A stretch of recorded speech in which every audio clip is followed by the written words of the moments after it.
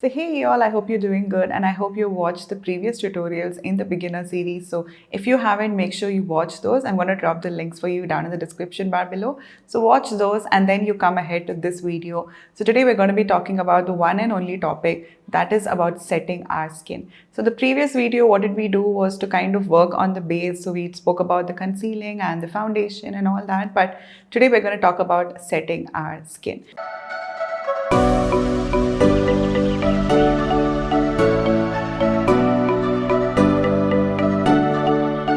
Now, what exactly does this setting the base do? So when we talk about setting the base, it just basically means that your foundation and your concealer, they're basically made out of creams and liquids. So they have a tendency to move throughout the day. And when it keeps moving, it's just going to start creasing and also won't last long on your skin. So just to keep things in its place and also to work on keeping your skin feeling a lot more kind of in place, like the foundation in place, we go ahead with some setting techniques. Now there are two ways to set your base, and one is by using a setting powder and the second method is by using a setting spray. So let's start talking about the setting powder and then we'll move on to the setting spray. So setting powders come in a powder form, they're basically like powder, and you have two categories in this, one which are pressed powders, they're called as compacts, and the other one is loose powder. So it just comes in a loose box and it has like a net or any kind of a sifter in the top, and if you kind of drop it, it's going to fall down.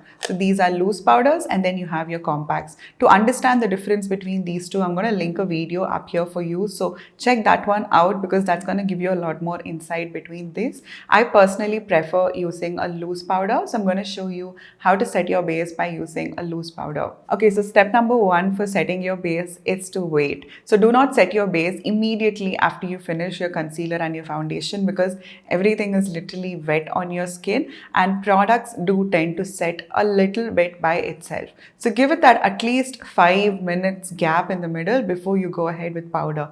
Otherwise, what's going to happen is that it's going to soak up too much amount of powder, and always remember, the more amount of powder that you use, eventually it's going to start looking a lot more cakey, probably after like 4 to 5 hours. So you want to make sure that you're using as less as possible. So step number two is to decide the finish that you're going for on that day. So let's say that you want a very dewy looking kind of a finish, then go ahead and use a brush to set your product. Use a brush which is a little more on the, like it's a lot more diffuse, so it has less amount of bristles in it. Use a brush like that. That way you don't have too much powder which is put on your skin, and it will help your skin to look more on the naturalish side rather than something which is super matte. So using more amount of powder is going to give you a very, very matte finish. Basically, it absorbs all the oils and all the emollients on your skin. So you're going to look super, super matte. So if that's your feel, then go ahead with a puff to set your base. So a puff will give you a lot more of powder to be deposited and it pushes the product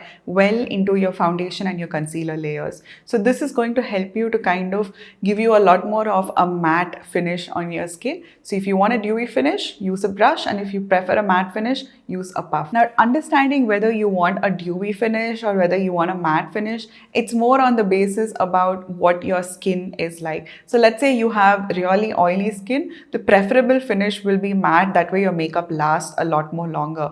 And let's say you have dry skin, you will prefer a dewy finish because that is going to keep your skin looking a lot more hydrated. So what you want to do is to use the Q-tip and run it on top of those fine lines. So in case you have a little bit of creasing, the product is creasing because there's excess amount of product. That's the reason why it's going and sitting in those lines. So you can just use a Q-tip and remove that excess amount of powder, the concealer. That way there is nothing left for it to go and sit into. So I'm just going to start by doing this. I have this problem only here, but in case you have the problem on the side of your nose or your smile lines, you can go ahead and do the same thing.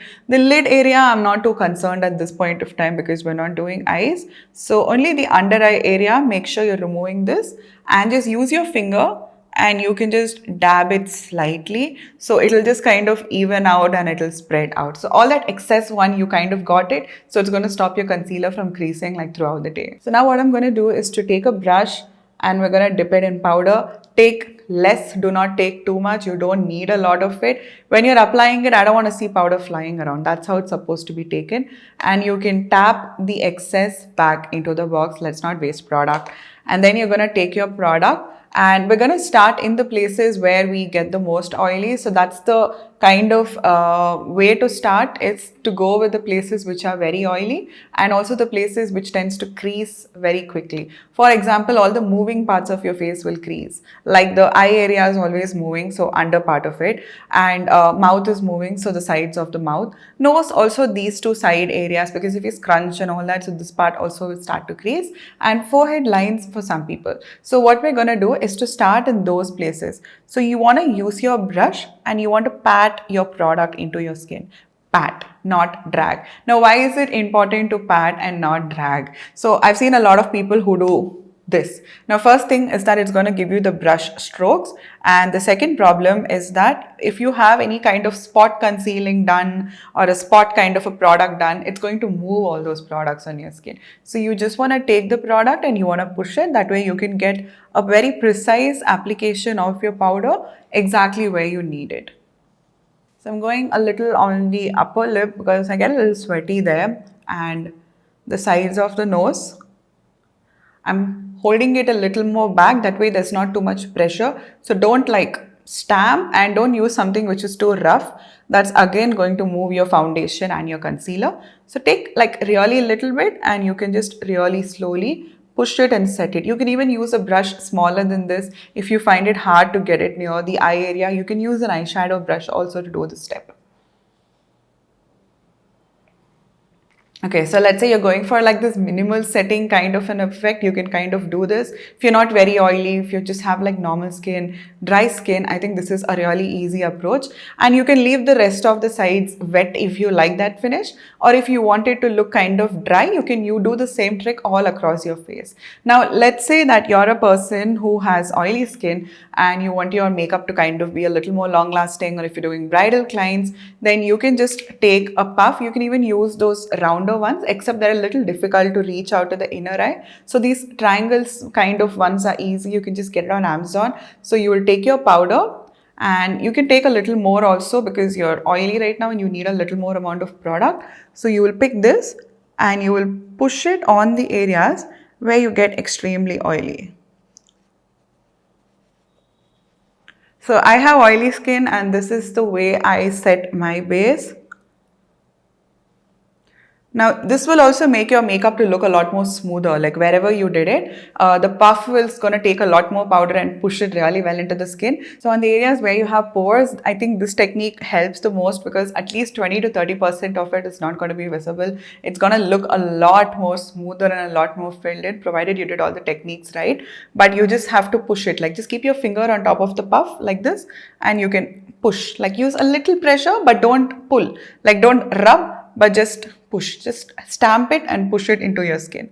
So that is going to help you to kind of give that a little more of that really smoother kind of effect on your skin. So that's basically how we set, either using a brush or a puff, and the kind of uses of it. Now coming to another important factor, this technique holds after the foundation only if you're going to use powder products from now. So let's say you're going to do contour, blush, highlight, like which I'll be showing you in videos coming forward. That is going to happen only if your base is powder. Okay, so this step at this point of time holds good only if you're going to use powder contour, powder blush and powder highlighter later. So in case you're going to do cream contour, cream highlighter and cream blushes, then it's better that you do it directly upon your foundation and then you use your powders towards the last. So do not have a different texture which is coming in the middle while you're working with the ingredients. So wet ingredients and dry ingredients. So you finish the wet ones and then you go ahead and you set it by using the dry ones.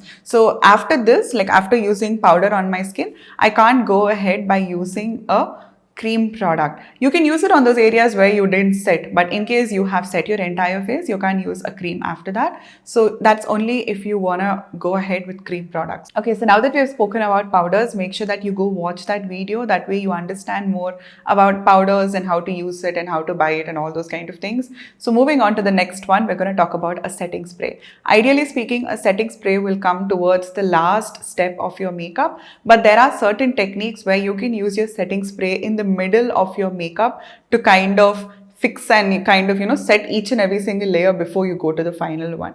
There is a difference between your setting spray, finishing spray, hydrating mist, all those kind of things. So I'm going to leave a link for that also for you to go ahead and look into. Otherwise, if you don't want to do all that stuff, just go ahead and check out the links down below. That way you can buy the right product. Now, when you want to use a setting spray, one option is that you use it directly after your foundation instead of doing the powdering work, and you can just let it to completely dry before you go ahead to the powder products after that. Like for example, your contour, blush, highlight and everything.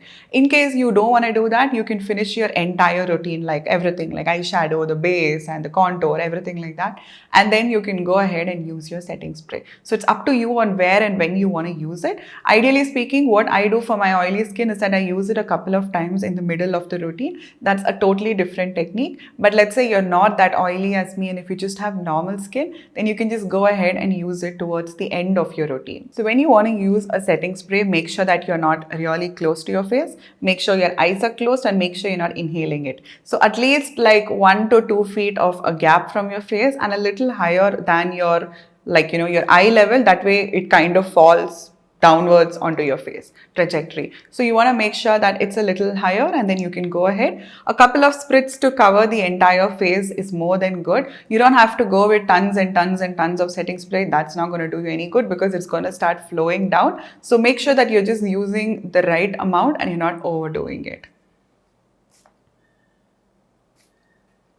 These mostly contain like alcohol bases, so it can kind of sting your eyes. So just let it kind of dry and your foundation and your powder is naturally just going to absorb it. So give it a couple of seconds, and after that you can just open your eyes and it should just settle in. If there's any kind of water droplets, it will just automatically settle in. You don't have to do anything about it. Okay, so coming to what is my preferred setting method, I like to use the powder as well as a setting spray. So I finish up with the powder routine and then I use a setting spray mostly towards the last, or I kind of layer my setting spray and my powder on my skin. So if you're a beginner and if you don't want to splurge on a lot of products, start with a setting powder. Forget about a setting spray for now. Start with a setting powder. Maybe in the future, you can go ahead and try out a setting spray in case you really are struggling with your makeup to last on your skin, or let's say it's your big day and you really want it to last. Then I think at that point of time, a setting spray is a good one to invest in. So at this point of time, don't think a lot, no hassle. Just start with a setting powder. So I hope you all found this video helpful. And for the next video, we're going to be talking about eyebrows and